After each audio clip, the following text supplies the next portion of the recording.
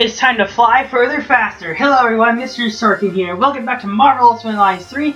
This is Carol Danvers, aka Captain Marvel. And I know the Captain Marvel movie was alright and the character was a bit shoehorned in, and Brie Larson had as much chemistry as a castrated hamster.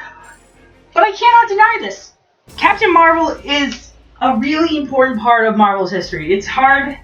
Like, really? It's like, yes, even her, she's the most interesting lore in terms of the character in the whole Kree thing. Not only that, but I think Carol Danvers, is she like the third Marvel?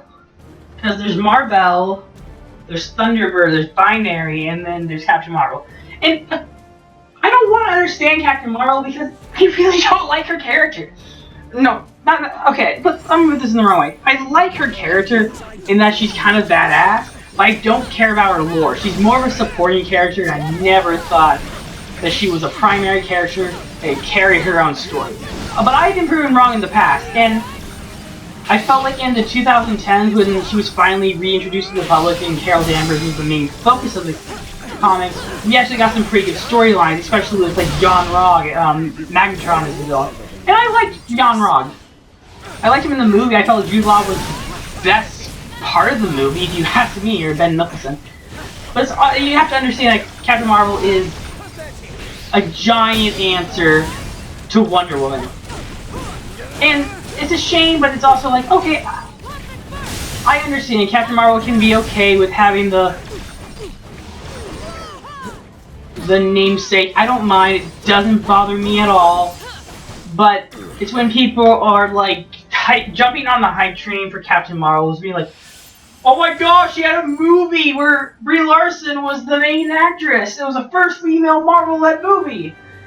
And to that, I say, "Yeah, but she wasn't well developed." And then the cynic in me is like, "Well, what do you want us to say is going to be the best definitive female characters inside a Marvel Universe section?" I say, watch Agents of S.H.I.E.L.D. or Agent Carter. Those are great.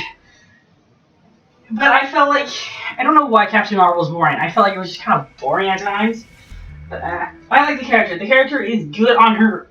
She's not on her own. I say she's a team character. I do like her personality of her being spunky and really sarcastic. Because I think that was what I really liked about the character. I'm just now looking at the box art. I'm like doing this like pose where it's very similar to Captain Marvel. I'm just holding my hands up. But I do like her snarky, sarcastic personality. I just kind of like it. And I like that it's kind of an interesting way of doing the Captain Marvel character. Confusing as it is, I still like it. Now, Carol Danvers of this version does have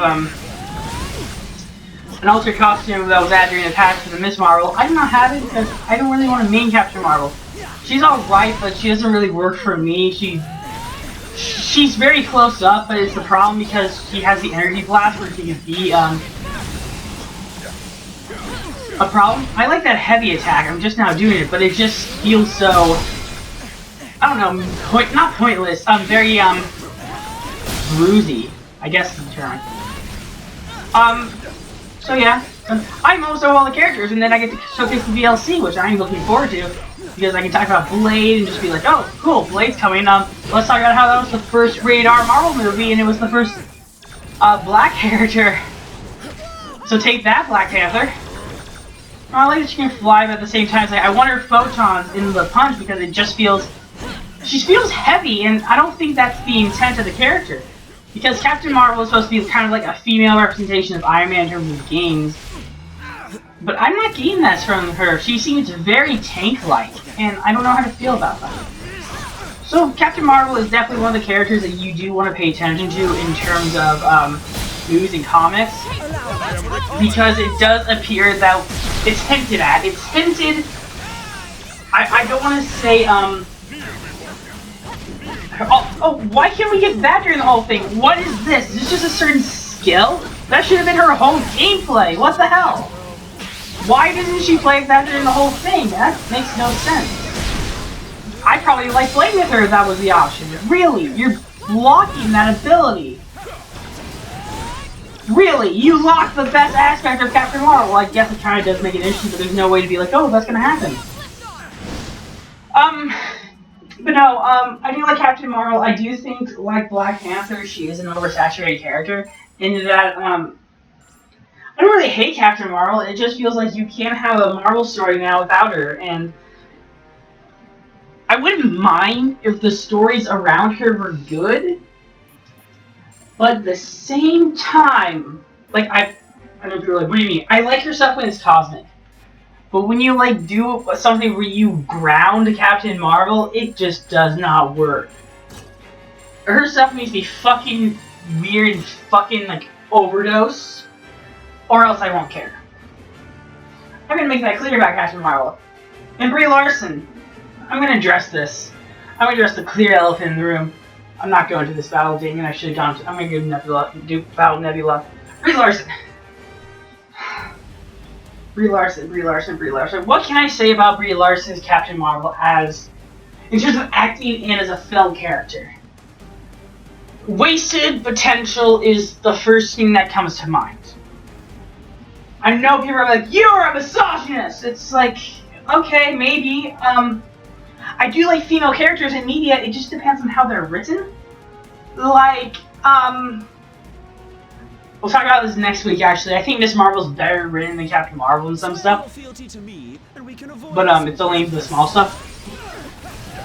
But I do think there are interesting female characters, and some that do match personality. But I felt like for Carol, we didn't get much of her personality. It was just like, here's her backstory. I'm observing this. And they just made her, like, uninteresting. Because what I felt like should have been, what I think should have been done, actually, a lot of people are saying that the character should be gay. I wouldn't mind if Captain Marvel was gay. I think it would fit her character a whole lot more. But I think the part that made me groan the most was the shoehorned, flying further, faster. I mean, I thought that was so shoehorned in. And I thought it was kind of boring at times, but then it was just, I tried to rewatch it the other day. I actually went on YouTube, and I found my favorite scene, which was when they were running around. She did not feel in danger. She's like, I'm gonna kill these Skrulls. And she's like, okay. But at the same time, I felt like there was no tension with the character because it was just like, she didn't really have a story.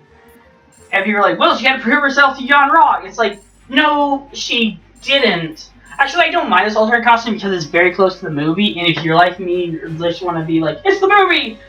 You have that. Okay, Captain Marvel. Would I watch it again? Maybe, in like another year. See, the thing is with me, I know this might be a weird thing, I remember movies a lot better than some of my friends, so I'm like, oh, well that happened in this movie, and this happened in that movie. It's like, I remember plot holes. And I was sitting down, I was watching Captain Marvel, and I was like, God, this is horrible, this is alright. I give credit where the film did. I think the problem with it is, A, it's a prequel. You can't make prequels that interesting. There are exceptions to prequels. I think The Godfather Part 2 was a really good job of doing a prequel, and you can argue the Terminator movies are prequels. But I feel like prequel movies have this problem of just telling us stories that we don't care about, or stories that we have all the tension removed. Like, if I'm being honest, I think the only prequel series I feel like there's tension, like, building up is, Fantastic Beasts. And I know I'm very, apparently I betrayed the Potterverse for saying, the Potterheads for the Wizarding World as being like, I really like Fantastic Beasts. I don't necessarily think it's as good as Harry Potter, but for what it is, I'm impressed. And a lot of people were saying this. They're like, oh no, Johnny Depp. It's like, I don't really mind Johnny Depp. I don't think Johnny Depp's going to be in it long. I think they're building up Credence as the new villain. Or Aurelius. And the reason I say that is because it was a trilogy and then it expanded to 5 movies. And because of that, and based on what we know what happens in Grindelwald, there's no tension in Grindelwald in terms of the villain. But Grindelwald's kind of a smooth talker, and that's what I like about him. He has the silver tongue that Voldemort never had. Like, I could actually see him being analyzed. there's actual tension. And I think that has to do with the characters we don't know much about, like Mimi and all the others. Like, that's kind of interesting. But when you do something like Star Wars that has no tension, because you're like, here's all these characters that we know exist in the universe. We know that their mom dies, you know, Padme dies, you know, Anakin becomes Darth Vader. I think the only good part about the prequel trilogy, now no, I'm just gonna be blasphemous because I said there's one good thing in the prequel trilogy, is Ewan McGregor as Obi-Wan. I still argue to this day that that's the one entertaining thing. It's like, what's the best thing about the prequel trilogy? Maybe Ewan McGregor as Obi-Wan. Because that would have been great. I still think Darth Maul is cool, but wasted potential. But no, the prequels don't create much tension as the original series, and I felt like Captain Marvel, the film, didn't have that tension. I'm going to finish my thought before I end this video. Did not have that tension because we knew, based off Guardians of the Galaxy 1, that Korath is there. We don't know what happens to Korath, so I'm looking forward to seeing what they explain in Captain Marvel 2, maybe. You know, Korath and Ronan survive, so there's no tension there. We also know that the Kree Empire fails. That Kree Empire falls. And thank you for finally being like, oh, we'll have the Kree Empire fall. Well, they're going to explain it. And maybe no, but it wouldn't surprise me if no was in Captain Marvel 3. If any. But anyway, I'm done. There's no tension, and I'd like to see how it does play out if they do create that tension, but at the moment there's no tension because it's really slow to reveal the Kree are evil. You know, it's like, well, maybe this. I will agree. The only questionable thing was like, well, are the Krees the one that wipe out the scroll, or who's going to be the one that wipes out the scroll, and how is the Nova Corps involved? And I think that's where Captain Marvel comes in. But I'm done talking about it. What a weird movie Captain Marvel was in terms of plot and so forth. Join us tomorrow and take a look at the final character being Miss Marvel. That's it from me complaining about Captain Marvel. Till then, bye-bye.